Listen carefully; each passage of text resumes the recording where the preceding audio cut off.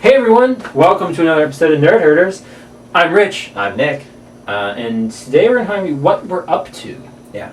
Well, we should mention, this is the week. This is finally the week that Batman is Veen. Oh, yeah, that's true. This is that week. So, we aren't up to it yet, but we will be in a week. We'll be getting ready, gearing up to see Batman v Superman. What is your mindset on it right now? Indifferent? Same mindset I've always had. I'm trying to keep an open mind for it. Mm-hmm. I'm excited to see Ben Affleck as Batman. I'm excited about having Wonder Woman in there. That's kind of about it. I'm excited about Jeremy Irons as Alfred. Yeah. I'm excited about the Batmobile, Batman, and Wonder Woman, and I'm kind of excited to see Aquaman and the Flash and Cyborg, but I'm just not excited about anything that has to do with Man of Steel. Even that stuff, like, I'm not... I'm excited to see how they do it. As long as they don't screw it up and it's not just them cramming as much as they can into the movie. Because there has been some speculation that it's just going to be like literally at the end, all of them like in a line, and like, how could that possibly, like, they're not going to set them up? Yeah. But we'll find out. We'll find out. The next time that the world sees us talk together. We'll be talking about Batman v Superman. We'll have a review discussion up like we've done in the past. We don't have that yet, but we do have what we've been up to this week. So, what have you been up to? Quite a bit. It's been a slow week for me, so this should balance out. Yes. All right. So, I'm going to go through some of it kind of quickly. Okay. First of which, so there's this movie that Dana Explains and 20 Questions really likes. It's one of her favorite movies of all time. She loves Mean Girls, and it's a movie I've always wanted to see, and I couldn't understand, knowing how she talks about movies looking old and being old, how it could possibly be one of her favorite movies, and that is Clue. Oh, wow. Had you never seen Clue? I had never seen Clue. Really? So we watched Clue. Wow. Yeah, I know. You would think that I would have seen it. Like, even like on like Comedy Central or something. Like, never watched it. Wow. I thought it was a lot of fun. Yeah. It's a very fun movie. Great. It's a great cast. Michael McKean, Christopher Lloyd, Tim Curry's awesome. All of them. The whole cast. I'm still, even as she was like, oh, this scene's coming up, like, and seeing her like it, I still don't understand how Dana, it doesn't make sense to me. Okay. Like, would you have ever guessed that that would be like one of her I wouldn't have guessed you would have ever seen it. I know, right? It's so random. It's the most random thing I've ever, but I liked it. I thought it was a lot of fun. I kind of kept thinking the whole time, like, it would be fun to see this remade with a lot of our, like, comedians of today. I don't like see somebody approach it a different type of mystery, not like total remake, but just to see like a movie like Clue. Like kind of how they did like Mad World, and then they did Rat Race. Right, and now they're remaking It's a Mad World again. Are they really? Yeah, the director Get Hard. Anyway, this is why this show is called Over a Beer. All right, so I like Clue a lot. I've been playing a game a whole lot this week. Okay. It's one of the free PS Plus games of the month, BroForce. Ooh. Been playing a whole bunch of BroForce. I've been meaning to. I downloaded it. We need to play BroForce together. Okay. And we'll put that up. Yeah. It is. What this game is it's sort of in the classic side-scrolling shooter in the vein of something like Contra or something, but you play as. Basically, you're rescuing as you go along. You have like one life, and as you go through the stage, you rescue prisoners of war. Okay. And as you rescue each one, then you get another life to add to the level. But all of the prisoners of war, as you rescue them, they end up being different versions of famous movie characters. Okay. So there's like a Rambo one, but he's Rambro. There's the Terminator. There's Ellen Ripley. There's Neo. There's the friggin' Boondock Saints. Like, there's all, like, everybody is some famous character. That's cool. And they all have, like, attacks that match them. Like, Indiana Jones, he has a whip and a gun. And, it's really cool. And I don't know how many there are. I've put hours into it. At first it starts, like, after you unlock, like, every two prisoners of war you unlock, like, a new type of person. Okay. But then it starts going up to, like, unlock, like, 15 more before your next person. It seems like a pretty lengthy game for something that was offered to us for free as PS Plus members. But the world, like so basically it's set up kind of like a Mario map where Okay. like you fly around the world and there's like different worlds, Mm. and then like each world has like 6 levels in it. It's pretty fun. Cool. I've heard a lot of great things about it. I've been meaning to try Yeah. it out. and Co-op, I could see co-op being really fun. We'll do that. We'll put it up Yeah. at some point on Yeah. our channel, youtube.com. Look out for that. / nothing right now because we don't have much of subscribers. Ooh. So get on that, friends. Shots fired. So BroForce, a lot of fun. Keep chugging along. Been up to a whole bunch of Daredevil stuff this week. Oh yeah? Yeah. So as you can see, this was the week of Daredevil. on The Netflix. day we're recording this is when Daredevil Yeah, came out. Daredevil just went up today. Season 2. Season 2. So leading up to the week, I did a couple of things. Okay. I rewatched the last episode of season 1. Okay. Probably wouldn't be a bad idea for me too. It was, it was a lot of fun. I rewatched the Ben Affleck Daredevil, Yeah? the director's cut. How's it hold up?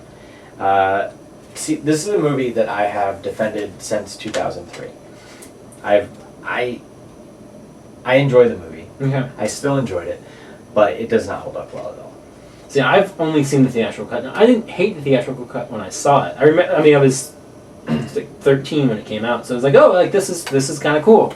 But I've always wanted to go back and watch the director's cut. I just haven't. See, what was a lot of people will say the director's cut is better, right? Mm. I think it was better, and now in retrospect, the theatrical cut might be better because of the show. Okay. And the reason that the director's cut was better was because it had some more serious elements. It had this whole thing with Foggy and Matt on in a court case Mhm. representing Coolio. Mm. And it was always the weirdest thing to be like, no, the cut with Coolio is way better. Like, that's the worst defense for a movie ever. But, like, now you watch it, and you're like, you know what, the serious stuff that this added is done so much better in the Netflix show Mm. that just needs to go away. So now it and I'd keeps it rather just kinda- get through this Has like in the its quicker okay. I see. mode. Yeah, I thought an interesting thing watching it was just thinking about the fact that so many people are so highly anticipating season 2 of Daredevil Mm-hmm. while they bash this movie, and people are not as excited for Ben Affleck playing Batman because he played Daredevil, but they can't wait for Daredevil, and they can't, like, it's just weird that, like, all of that is like a circle of, like, people can't wait for Daredevil, but people hate Ben Affleck because he was Daredevil. Anyway. But see, I don't think they're excited about Daredevil as much as they were the Punishers in Daredevil. That's the vibe I'm getting. Like, it was like, Well- Daredevil's coming back. But if you've seen the Punisher, oh my god. No, yeah, people are very excited for the Punisher, but people really like Daredevil season 1. Like, that's the whole reason that people got excited for Yeah. Jessica Jones, and maybe people like Jessica Jones overall more. Mm. But I think people were very excited about that show coming back, whether it had Punisher or not. Yeah. It just is an added bonus that it does. But this morning, I woke up really early for work, and I watched the first episode of season 2. Oh. Even though I told you I didn't. Jerk. So I have seen one episode. Okay, I have not seen any of Daredevil. The So I'm season. going to I've season spoil 2. the hell out of it right now for you. Such an No, asshole. it was really good. Okay. Yeah, it's a really good premiere.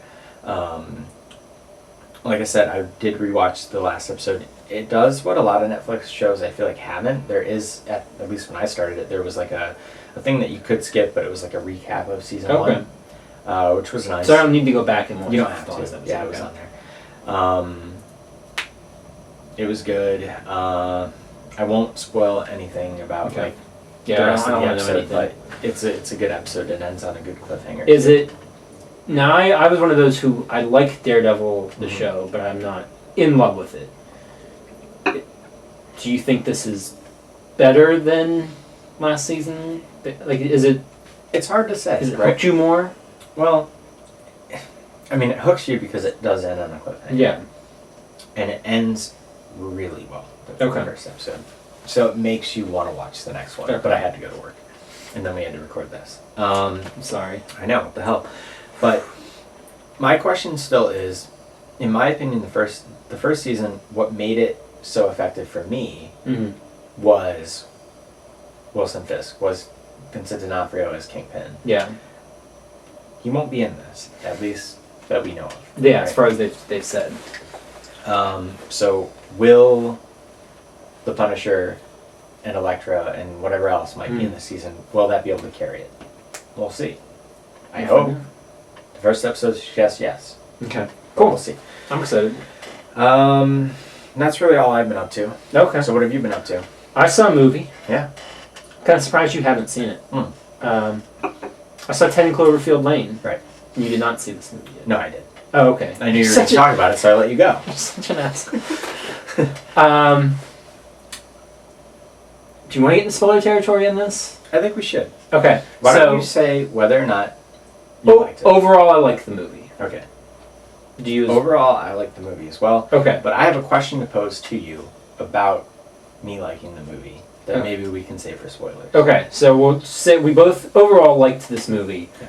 Going forward from this moment, because this is going to be the last thing we talk about for Movie 2, is spoiler territory for 10 Cloverfield Lane. If you don't want to know anything, kind of like how we wanted to go into it without knowing anything, this is your time to shut it off, and we'll see you guys, tomorrow. But I like it up until she gets out of the house. Well, see, this is exactly what I wanted to ask. Okay. Is it okay to really like a movie and hate the ending? Because I feel like it is. I feel like I feel like that moment on doesn't even feel like the same movie. Nope. I feel like the movie of her getting out and maybe discovering that the air is still breathable, that's the end of the movie in my opinion. I hated the stuff with the aliens. Not because there's aliens. Not like because I hated the end of Crystal Skull because there's aliens. It feels like such a different movie. It feels so different. It feels differently made. It feels like, and I have other issues with the movie, and we can go through some of them and see what you think of them. But like the scene where, she takes out that fucking spaceship on her own, and it's so just like video gamey and just like unrealistic. Yeah. Where so much of the movie felt realistic to varying degrees. Well, like I had a conversation with a buddy of mine a couple days ago about this, and we were talking about how they could have done it, what they could have done differently, and kind of what we were talking about was if she got out. Her suit rips, she realizes the air is breathable, she gets in the car and she drives off, she turns the radio on, you hear the reports of stuff happening, and she has that same moment of Houston or Baton Rouge. Get rid of that. That was awful.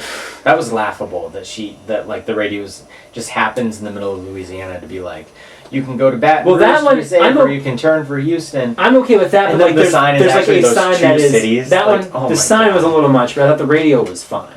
Yeah, you could have had a sign saying Baton Rouge. You could have had a sign saying Baton Rouge this way, and then she goes not to Baton Rouge. Obviously, she's going somewhere else, and then just end on that shot. I actually wanted to laugh at the movie. That shot of the lightning and the spaceship. You could have ended with that. Yeah. Knowing that there's something else looming, but you didn't need to have that whole fight. Up until that point, I was so into this movie. Mm-hmm. One of the conversations we had when this teaser dropped, the first teaser was.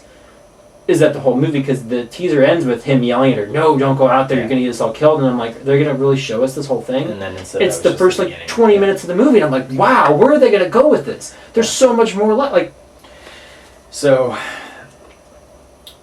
the things that I liked about the movie. Okay. The performances. Yep. From those three. Specifically from Mary Elizabeth Winstead and John Goodman, but Gallagher. He's good. I mean, he's good. He doesn't have as much to do, but he's very good. Winstead, I'm glad, people more and more seem to be finding great ways to use her. Yeah, she's really good, and John Goodman is as good as he's been in forever. I really liked. I think that the movie for a first-time director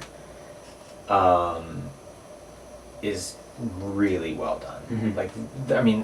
The way that it is not easy to draw so much tension and so much keep everything feeling so vibrant and energetic and pulsating in a one scene. And it does this balancing act of one location movie.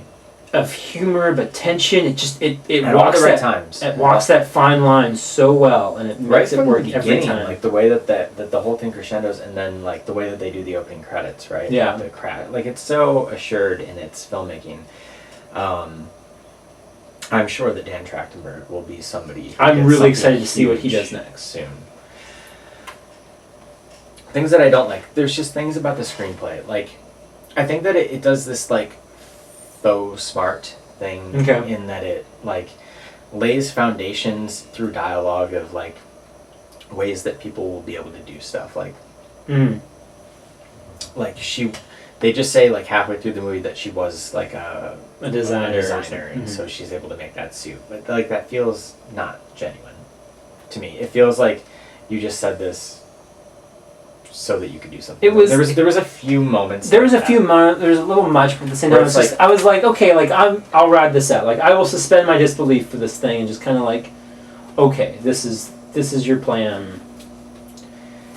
Yeah, or like, you know, we're gonna have John Goodman show this picture of this girl, and she's going to, when it turns out that he had kidnapped her. She just happened to be wearing the same earrings that she was wearing in her high school picture, so that people can put it together. Yeah. It's just like kind of lazy things like that they couldn't have found some other way through dialogue to explain why she would question that wasn't his daughter. Like it was just like that's the best you could come up with. They were wearing the same earring. Like it's just too like what are the odds of that? You know, it's like lazy to me. And that's the kind of stuff that kind of takes you out of the reality of the moment, for me. Okay. Just a couple other things like that. I liked that she was a strong character, and I liked that, you know, I thought that, you know, the scene where her and Gallagher are talking at the wall to each other, and he's talking about, like, you know, his biggest regret in life, and she's talking about how she's the kind of person who always runs away from everything right when it gets hard, and then, like, I thought that was all great, and it really shows her come around at the end. Like I think that the moment where she turns to Houston is earned. Yeah. Because that's like her becoming what she wasn't. But even that, she's finally not running. Yeah. Away. Despite the sign. The sign was terrible. Yeah. It was awful. It's a really good movie. It's just the alien stuff is just. It just doesn't feel like the same movie. Well, that's. And I don't think that it's because they tried to pigeonhole the Cloverfield thing, because if you... I found the script online. I haven't read it yet, so I'm curious to kind of... And I've read, like, comparisons and differences and stuff between it. I guess it was supposed to end, like, with more of a confrontation between the two of them outside of the house. Originally. Yeah, and when it was the cellar. Right. Well, kind of. Okay. Dan Trachtenberg himself has come out in interviews, and if you listen to the Slash Filmcast, they have their Slash Film podcast. The guys who do that movie show, one of them is Jeff Cannata, who did hundreds and hundreds of episodes of the Totally Rad Show with Dan Trachtenberg. And through his discussion and the interviews I've read with Dan Trachtenberg, I truly believe that this movie, Dan Trachtenberg has said that this is the movie and the ending that was in place when he came onto the movie. Yeah, that's what I was reading too. And there were rumors coming out before that this was all changed. That they did reshoots, but that's not the case. But then, that wasn't the case. The original script, yes, was very different. Wasn't alien based, and then when they got the script, they then rewrote it to make it a Cloverfield. And then once they brought him on, it was as it was. Right, and once it became some of the alien stuff, the screenwriter that was brought on for a lot of that is the guy who made Whiplash. Okay. Yeah. Which is interesting too. And he was going to make this, and then he left to do Whiplash. So for the rumors out there that this movie became a Cloverfield movie very, very late, like recently, it's not accurate. And that was a worry. And you would think if that was the case, then that would make more sense for why the end feels so disjointed, but it's not. So I don't really understand. It's almost like we have this great script, but how do we get it to hook in? Well, we'll just put it in at the end. I don't know. It's a shame because up until that point, I was so on board with this movie. Yeah, and it is a shame because I really like this movie. I'm not going to forget this movie anytime soon. But it is the kind of thing that would kind of prevent me from really being thrilled to see it again. Really? Yeah. So I almost feel like at this point I would almost go easier on it by seeing it again because I know, okay, well this is where it kind of goes off the rails, and I can now just. I talked with one of my friends, has seen the movie twice now, and he loved it the first time. Was lukewarm on the alien part, not quite even how we feel about it. And he said the second time, a lot of the problems he had, smaller problems he had with the movie, felt more heightened Really? the second time even. So I don't know. Well, then you have all the other performances are so good. They are, and that's what really, you know, Yeah.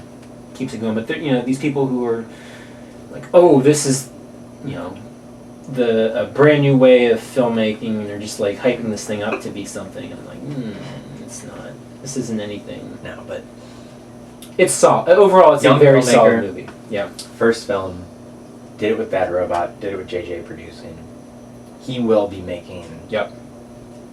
a Star Wars spinoff or a superhero movie like next. I mean, that's what happens now, right? That's where we live. Colin Trevorrow getting. But I'd almost rather him go off and, you know, make another small project for Bad Robot. Well, his first movie was supposed to be Why the Last Man, Oh, was it? and it fell apart. So, like, that could happen now. Maybe. Yeah. I would love. I mean, it would just be, as somebody who was a huge fan of Totally Rad Show, like to know that, like, which is basically like a way more popular version of what we're doing right here. That guy got to make this movie, and that guy might get to make a Marvel movie or a Star Wars movie. Like, that's crazy. That's so awesome. That's so cool, and it's so much cooler because he did such a good job. Mm-hmm. I don't know. That's what impresses me about this movie, on top of the things that I like. But man, that ending. It's messy. It's a shame. Yeah. It's a shame. But up until then, you know. Yeah. But that's what we're up to. Yeah. What have you guys been up to? What have you thought about anything that we've talked about today? Did you love the aliens in 10 Cloverfield Lane? Yeah. Are we wrong? I don't think so. Because I've heard kind of the same consensus. And to be clear, it's not the design of the aliens. It's No. just how everything. It just plays out. feels very tacked on. It feels very it feels like a totally separate movie. It does, yeah. But let us know what your thoughts are. You can tweet at both of us. I'm at Rich Belson. I'm at Stonks. The channel's on Twitter at OABeer_official. And you can also email us at overbeerofficial@gmail.com. And you can find us on Facebook at facebook.com/overbeer. We're on Instagram now as well at over_a_beer, where we will tweet out, you know, photos of what we're drinking, things coming up. We've got some exciting plans for Instagram, so you can keep up with us there too. You can find us on YouTube. That whole spiel. 100 subscribers. We don't have them yet. We need them. So like, share, subscribe. I think it's going to do it all for today. So until next time, drink up.